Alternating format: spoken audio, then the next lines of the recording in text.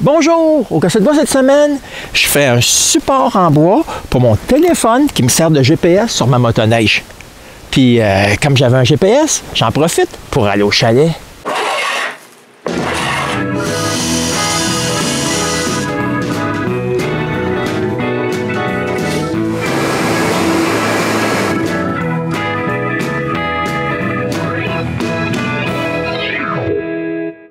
Quand je prends ma motoneige, j'apporte toujours un téléphone pour le GPS des sentiers.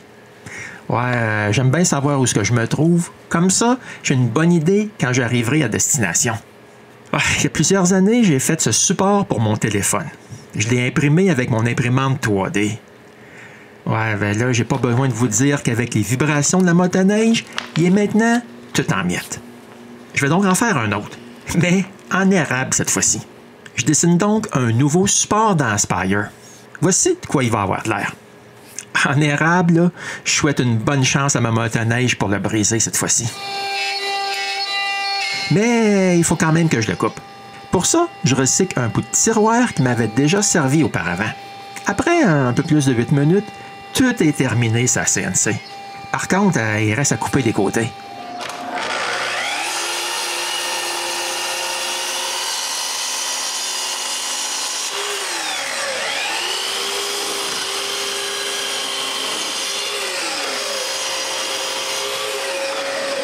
Après avoir nettoyé les bavures, je peux percer les trous dans le morceau de contreplaqué du bas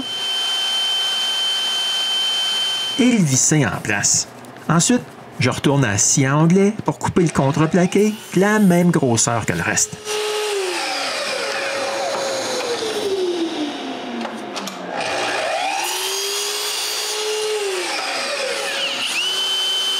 Il me reste là juste à percer le trou pour la dalle et arrondir tous les coins. Je peux maintenant tout mettre en place. Pour garder le téléphone au chaud, je mets un pad chauffant d'imprimante 3D. Dans la section, sous le contreplaqué, il y a le circuit qui va alimenter le téléphone à partir de la motoneige. Tout ce qui reste à faire maintenant, c'est d'essayer tout ça en place. Quand c'est branché sur la motoneige, je peux voir que ça fonctionne super bien parce que la dalle est allumée. Mais maintenant, il faut que je teste le tout. Et c'est l'excuse idéale pour passer du temps au chalet. Notre aventure commence par un embouteillage monstre à Montréal. On perd un temps fou sur l'autoroute. Mais au moins, sa route secondaire, c'est pas embouteillé et le paysage est superbe. En plus, le chemin forestier est super bien entretenu. C'est un charme. Du bois pour les premiers 60 km.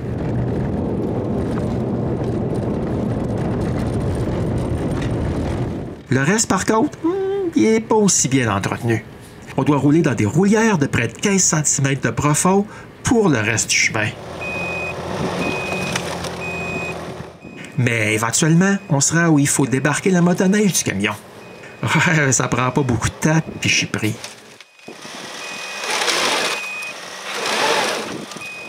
Après que Rodé eut pelleté un peu, la motoneige est sortie.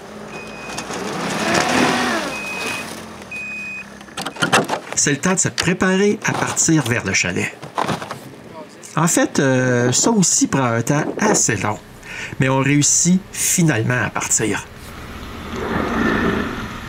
Ah, il commence à se faire tard, mais le sentier, lui, il est assez beau.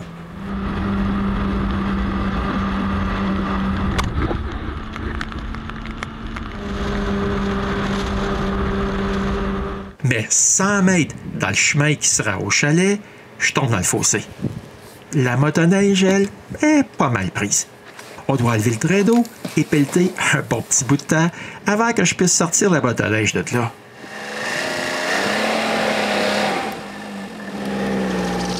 Ouais, à ce moment-ci, là, Rodé veut pas prendre la chambre et continuer parce qu'il commence à faire noir. On rebrousse chemin 3 km avant d'arriver à notre destination. C'est donc un trajet de 30 km vers le camion. On remet la motoneige dans la boîte. Ah, c'est pas terrible d'avoir fait 320 km pour rien. On trouve donc une auberge qui a de la place pour coucher. Puis ça, c'est pas facile à trouver en hiver. Le lendemain, on revient exactement où on était la veille. Ouais, ça aurait pas été si pire si on n'avait pas été forcé d'ajouter 323 km à notre voyage. Bon, nous voici exactement à l'endroit où on avait rebroussé le chemin la veille. Si je regarde attentivement le chemin, je peux voir que quelqu'un a déjà passé en motoneige. On sera donc capable d'aller au chalet. Et oui, on fait 2 km pour arrêter ici. Ouais, parce que c'est impossible avec cette motoneige de faire le dernier kilomètre. On met donc nos raquettes et on marche. Aucun de mes voisins y est venu cet hiver. Comme ça, on doit se faire notre propre sentier. En plus, là, il y a 4 arbres qui sont tombés sur la route. La vue de la barrière, là, fait chaud au cœur. On y est presque. René, elle, me suit de près et élargit notre futur sentier. Rendu au chalet, je peux, enfin, là, me débarrasser du poids inutile que René m'a fait transporter. Ah, il fait -11 dans le chalet. Il faudra le chauffer un peu. Mais avant, il faut enlever la neige sur le haut de la cheminée. Avec un feu d'allumé, on peut retourner chercher la motoneige. En chemin, on coupe les arbres qui sont tombés. Couper avec une hache, là, c'est pas facile. J'ai été forcé de demander de l'aide à René. Ouais, je pense que je suis meilleur avec une scie à chaîne. Quand ça motoneige, je pars seul. En pensant là, que si je suis seul sur la motoneige, je me prendrai pas. Ben, c'était pas le cas, évidemment. J'ai le droit à une autre séance de pelletage pour m'en sortir. Mais au moins, au chalet, on réussit à se réchauffer un peu et surtout de réchauffer la génératrice. Et grâce à ça, maintenant, on peut partir la truie au propane pour bien réchauffer le chalet. Le lendemain, c'est pas fini. René pelle les chemins qu'on aura besoin durant notre séjour. Pour ma part, je dois aller chercher la pompe dans la remise du puits parce que je dois la dégeler pour pouvoir pomper de l'eau. Pendant ce temps-là, je monte sur le toit pour enlever la neige qui est en face de la cheminée. Ouais, je fais ça chaque année, parce que refaire une grande partie de la cheminée, c'est pas très plaisant. Ouais, ben je pèle pas tout le toit. J'ai pas mal confiance que toutes mes poutres sont assez bonnes pour retenir tout ce poids. Maintenant que la pompe est dégelée, je peux pomper de l'eau. Tout ce qui reste à faire, c'est de la porter dans le chalet et de remplir le baril. Après avoir mis les valves en position hiver, on peut avoir de l'eau au robinet.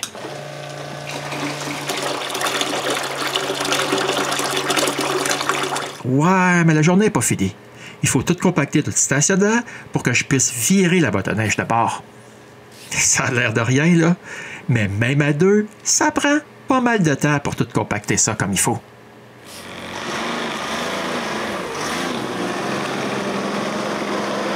Maintenant, c'est possible de rouler sans se prendre.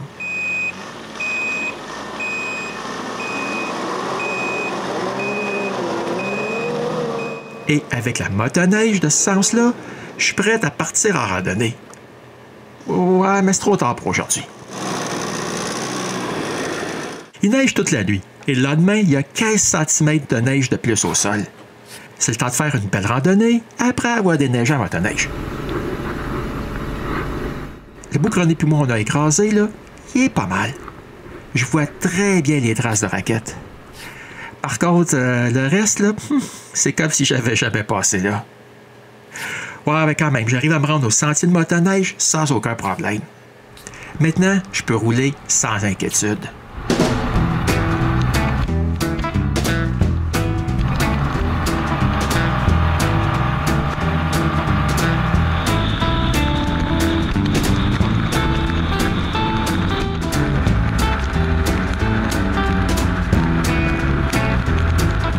Pas trop loin du chalet, il y a un barrage pour le niveau du lac.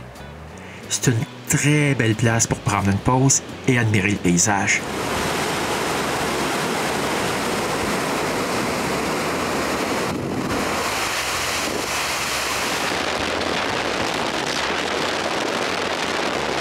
Ouais, ben comme toute bonne chose à le faire, je dois revenir au chalet. Et évidemment, je me prends en chemin. Hors sentier, c'est facile de se prendre avec ce type de motoneige. Contrairement aux motoneiges de nos voisins qui sont venus passer la fin de semaine et se sont promenés sur le lac. Avec toutes ces traces, c'est bien plus facile de marcher en raquette.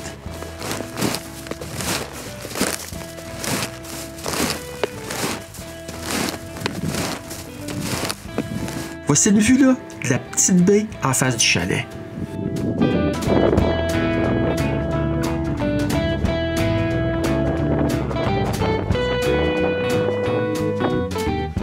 Ouais, mais à part notre quai, on peut pas voir qu'il y a un chalet.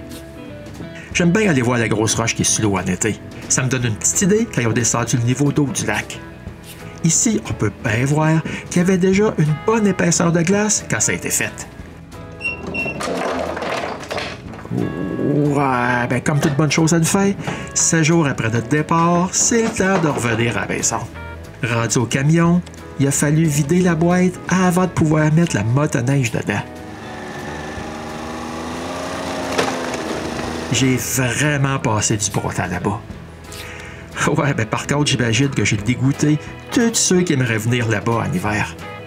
Non, j'ai pas fait énormément de motoneige, mais nos journées ont été bien remplies. Ouais, ma seule déception a été que j'ai pas pu voir la comète verte. Ouais, parce qu'il y a eu trop de nuages. J'aurai la chance la prochaine fois dans 50 000 ans. Ouais, mais vous là, vous aurez pas à attendre aussi longtemps pour voir le prochain épisode du Casse de bois.